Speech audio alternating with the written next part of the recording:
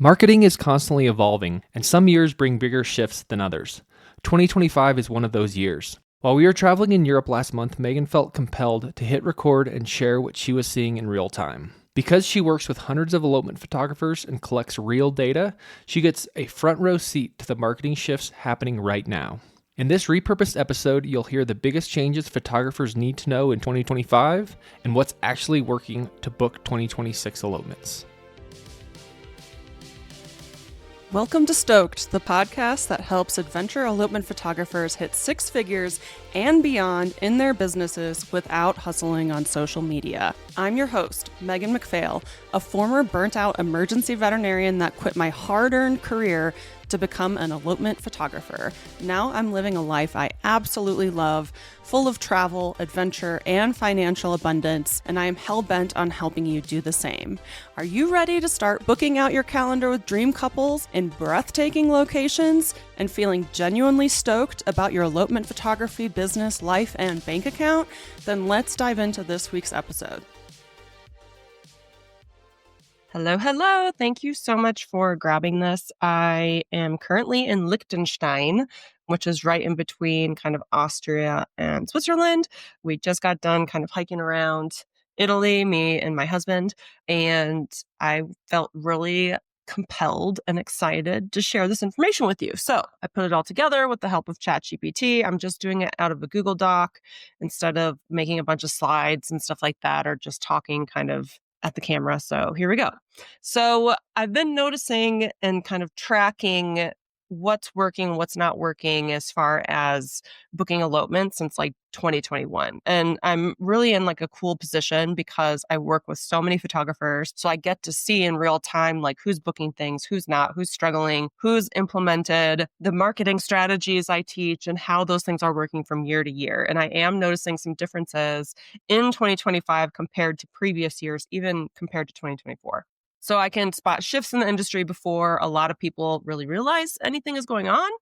And I know the difference between the folks that are really doing well versus the folks that might be acting like they're doing well on Instagram. And a lot of this is based on real data and direct coaching and working really closely with photographers. And what it's not based on is what people are complaining about in Facebook groups. So to kind of show you some social proof, I got a bunch of screenshots that I have gotten basically in like the last month. So these are things that people are accomplishing right now in 2025. These aren't things from 2022 or whatever, like these are things that have happened literally in the last few weeks. So people are booking, 24,000 to 30,000 elopements a month. I just had someone text me yesterday, or even it might have been this morning. She booked a 10K wedding. People are booking multi-day and like 8-hour elopements, like no problem. And people are booking dream clients. So I think, I actually am not in Facebook groups because I hate them and I think they're toxic, but I hear from people that, a lot of photographers are complaining, they're struggling, they're talking about, this year being slow, but I just don't see that with the folks that I'm working with. So I want to inspire you if you're feeling a little down. And the beginning of the year did start off slow with what was happening with the election and all that kind of stuff, but things are ramping right back up to where the momentum is just undeniable. So this person just booked a 12-hour elopement for $6,000. She just became an elopement photographer like a few months ago. She was a family photographer before that. And for all of 2024, she made $27,000. And then she hit $29,000 in 3 months booking elopements. She would have had to book 42 family sessions to make $29K. So she's already surpassing how much she made in a full year in just 3 months. This person just booked a 2026 elopement. They didn't flinch at 8 hours. This person has booked $33,000 worth of elopements in 3 months. And these are her first bookings. So you can see how that ramped up. This person, an 8-hour elopement in Zion that happened super, super quick. This person just texted me to tell me that she made 120K last year with elopements, the most she's ever made ever. And this year is going to be even better than that. This person, I just love this text because it just shows what life is like when you are booking your ideal couples. She just had the best fucking time yesterday. This photographer was really struggling during the winter. We had a consult call. She started running Google ads and then she just had a 30K month in bookings.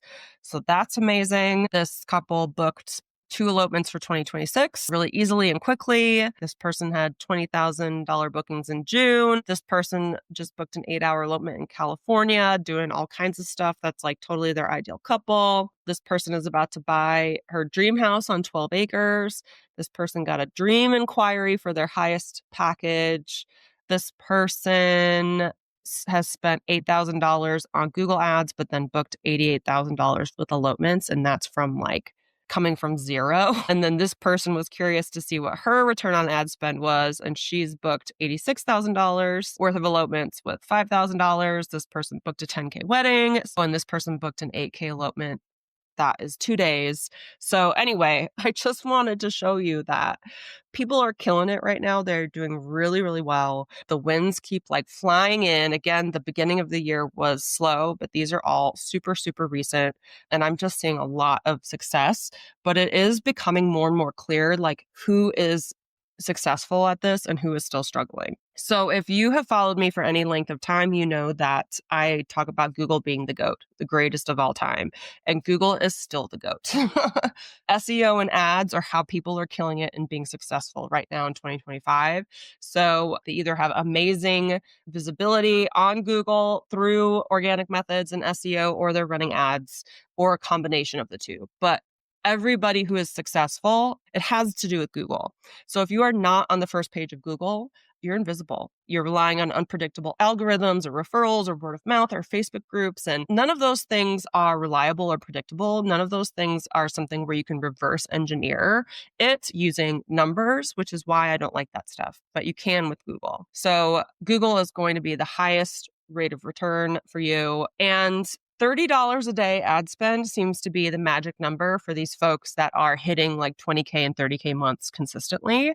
And people are even like, once they see those returns, they start going up to like $35 a day and $40 a day. But we're really starting to see a lot of magic happen at like this $30 per day ad spend, which you don't just start at that, you kind of like increase to that. But either way, showing up on Google is a must to be successful, period. I don't know a single person who is successful without showing up on Google and having a lot of website traffic. So I just don't know them. There's probably a few that exist out there, but again, it's not predictable.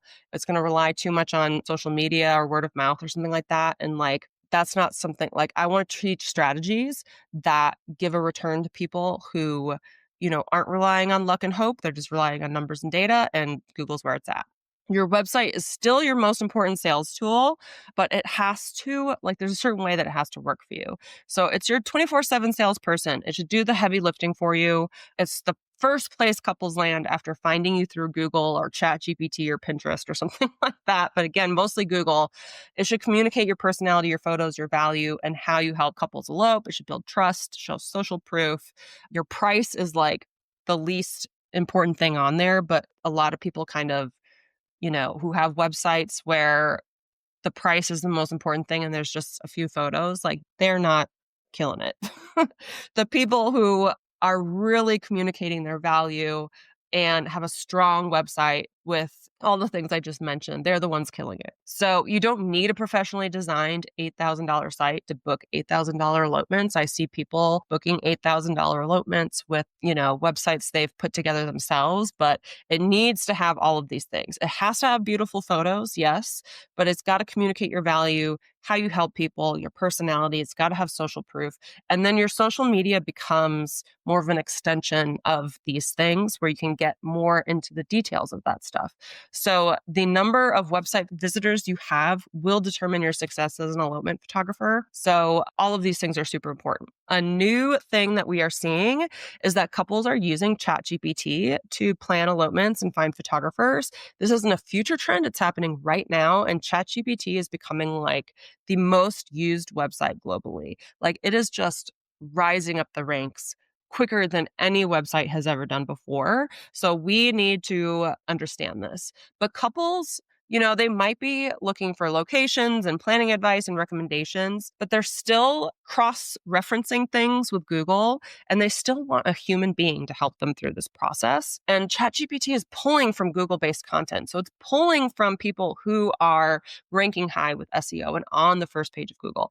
So Google is still very much directly linked to ChatGPT, and then couples are using Google and using people's real content to cross-reference stuff. So Google is really important, even though couples are using ChatGPT. And then a little FYI, some new things that are happening on Google as well is that these short videos are showing up. So like if you go to Google and you look up Santa Fe elopement, so you can see up here, there's images and short videos. So if you go to short videos, boom, like my videos are in the top because they are SEO optimized and they're on YouTube. So Facebook videos are showing up here, Instagram, YouTube, TikTok, all that stuff. So you want to be able to repurpose your blog content into Reels and then repurpose your Reels into TikTok Shorts and SEO optimize them so that they show up on Google. So yeah, and like I'm focusing a lot more on YouTube as a marketing channel as well, because couples are searching on there. And I have had some inquiries from YouTube. So that's something to think about. Also, building trust before a couple inquires is non-negotiable. So what does that mean? It means you can't hide behind your photos anymore. So if you have a website that's full of your photography and then you have an Instagram that's full of your photography, that's great, but couples want to hear your voice and they want to see your face. So those are two things in this post-AI world that we cannot skimp on anymore. You can't hide yourself anymore. You've got to do face-to-camera stuff, whether it's reels or stories.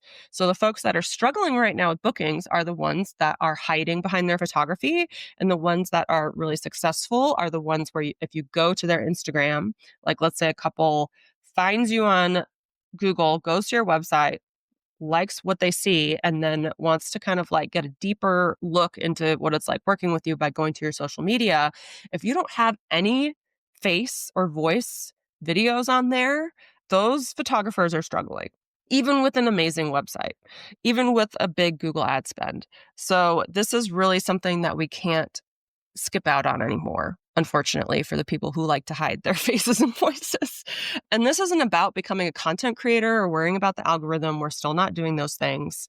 We are creating bingeable, evergreen content on our social media. We're just adding like maybe every sixth post, something that shows our face and voice. Those are the only things that ChatGPT can't do for us. ChatGPT can write our website copy. It can even create photos. It can create blog posts, social media captions, all those things. But the only thing it can't do is show up for you as your face and voice. So that needs to be part of your marketing strategy on social media. And I just want to be clear because I hear all the time people being like, oh, the economy and nobody's booking, high ticket stuff. And that is absolutely not true. The elopement industry is growing bigger and bigger every second. And couples are absolutely booking full day, multi-location, expensive elopements right now. So if you are hearing in Facebook groups or on threads or within your group of photography buddies or whatever, that it's a slow year or the economy or you need to decrease your prices, that is absolutely not true.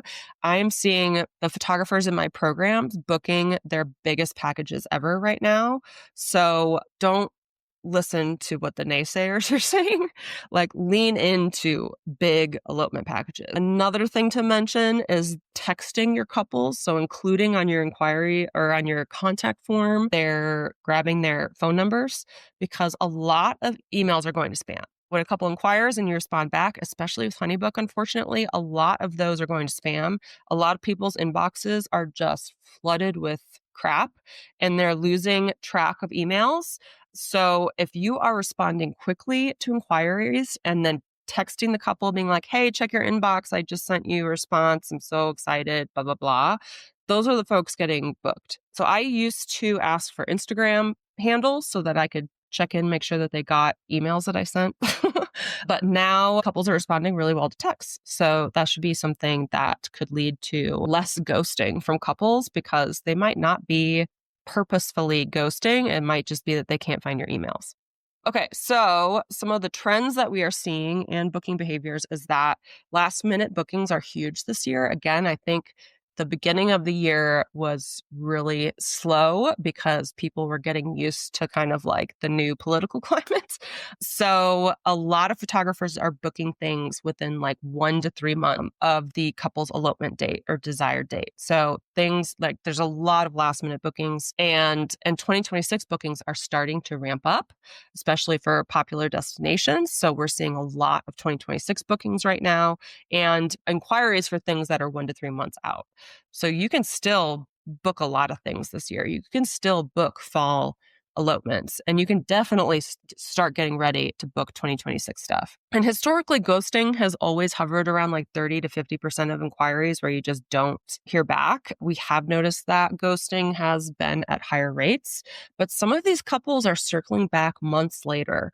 So definitely have kind of like a follow-up process to check in with these couples, because again, I think there's just a lot going on in everyone's life. So while it's great to get an inquiry and like book a phone call and book them quickly, we're seeing things kind of stretch out more, and some of these ghosts are actually circling back. But a lot of these ghosts are also emails that are going to spam. So check in and see what your whole inquiry process is, because it should be quick. The people who respond quickly are going to get booked more. It should include some secondary way to reach out to them, whether it be Instagram or texting, but I think texting is better right now, and following up with people even months later. So a little recap of what's working and what's not to book elopements in 2025. Showing up on Google, 100%. You have to show up on Google. I don't want to pussyfoot around that anymore and be like, yeah, try your best. You have to show up on Google via SEO and or ads, or both. You want to have a website that sells your services and is more than just photos and pricing. You want to use short form video content. You want to show your voice and your face. You can absolutely book high ticket, multi-day, full day elopements. Really lean into that, because I think they're just becoming more popular, and, we've all been marketing them for years now. So they're just becoming easier to book. Follow up via text, not just email. Adapt your strategy based on data, not vibes. So I don't care what they're talking about in Facebook groups, because the folks tracking their sales funnels and pivoting with marketing shifts instead of complaining about it, I mean, they're going to be successful.